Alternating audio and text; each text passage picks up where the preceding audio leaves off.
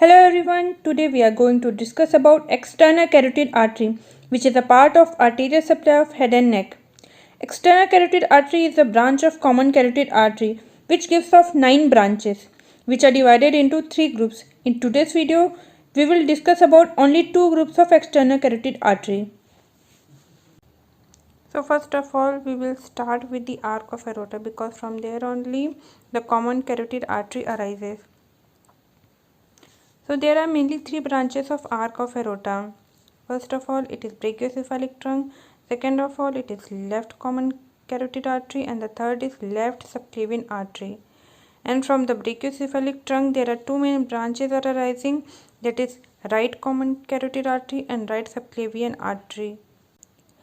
Common carotid artery, it is present on both the side, on the right side and on the left side. On the right side, there is right common carotid artery which arises from brachiocephalic trunk, and the left common carotid artery, it arises directly from the arc of aorta. That is why the right common carotid artery is a bit shorter than the left common carotid artery because of their point of origination.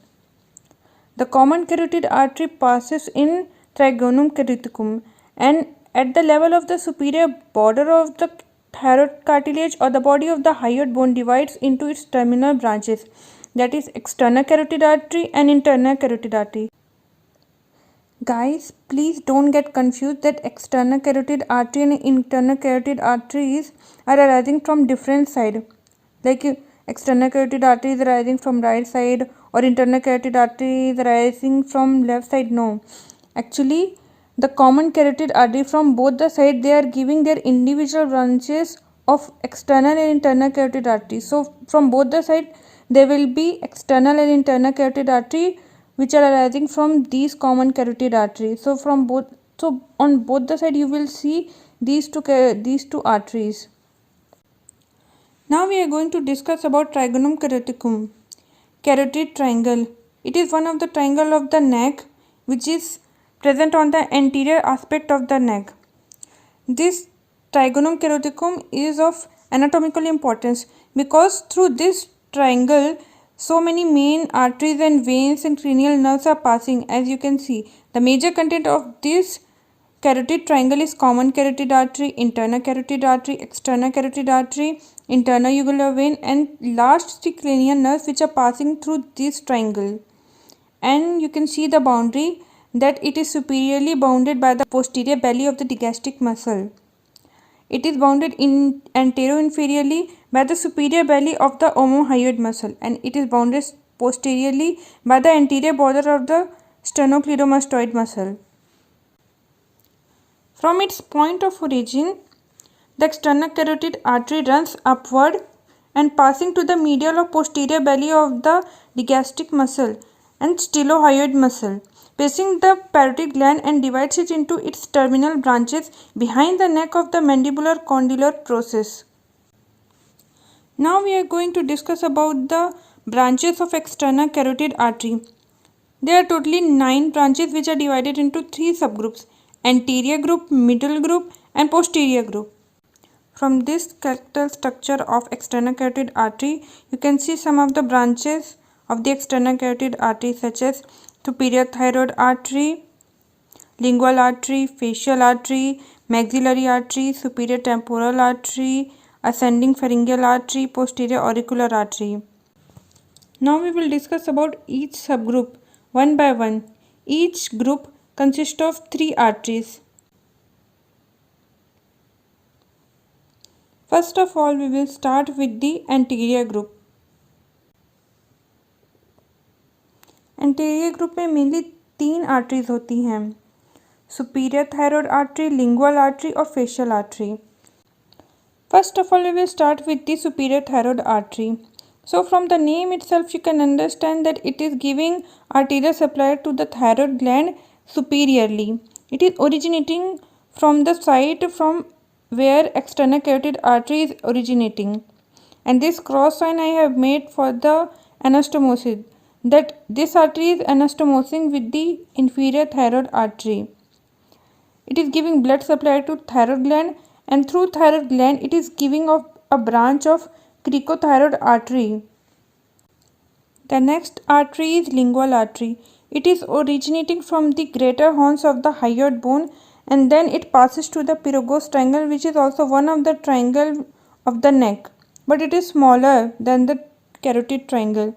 And then it goes to the hyoglossus muscle, and then from there it goes to the tongue. So from the name itself you can understand lingual means it's giving arterial supply to the tongue, and it is also giving of branches like dorsal lingual artery, sublingual artery and deep lingual artery to the dorsal surface of the tongue, and to the deep lingual artery to the front of the tongue, to the front and deeper side of the tongue. Now we are going to discuss about the facial artery. It is one of the important artery of the anterior group, क्योंकि इस artery के कुछ branches जो हैं वो internal carotid artery के branches के साथ एनास्टोमोसिस करते हैं. So from its origin, it is originating from the mandibular angle, and then it passes to the posterior belly of the digastric muscle, and then it goes to the masseter muscle, which is one of the chewing muscle of our mouth. See, here you can see the posterior belly of the gastric muscle is mentioned. So you can understand that this muscle is important for remembering the site of the origin of many arteries of external carotid artery. You can see its blood supply. That facial artery is giving blood supply to pharynx, submandibular gland, salivary gland, soft palate and palatine tonsil. Its branches you can see from this diagram: angular artery, which is anastomosing with the arteria dorsalis nasi; dorsal nasal artery or external nasal artery, which is a branch of internal carotid artery; lateral nasal artery, superior labial artery and inferior labial artery, which are giving a branch and giving arterial supply to our lips. The posterior group of external carotid artery gives of three branches, which are occipital artery, sternocleidomastoid artery and posterior auricular artery. First of all, we will discuss about occipital artery. So from its name you can understand that it is giving arterial supply to the occipital region or to the posterior part of the brain. It's originating from the posterior belly of the digastric muscle, as I have mentioned earlier also. Then it goes to the vertex of the skull, like to the posterior section of the skull. It is giving branches to the surrounding muscles of the auricle, means to our ear, to the dura mater of the posterior cranial fossa, since it is getting or going to the backward to the posterior surface of the skull. Sternocleidomastoid artery.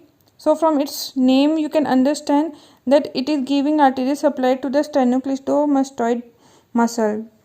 You can see from this diagram like how from external carotid artery it is giving a branch to the sternocleidomastoid artery, which is giving arterial supply to sternocleidomastoid muscle.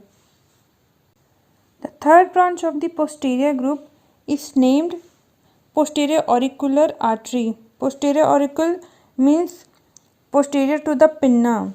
It is originating from the posterior belly of the digastric muscle, and then it goes to the posterior auricular side, and then it goes to the parietal tuber, as you can see from this diagram.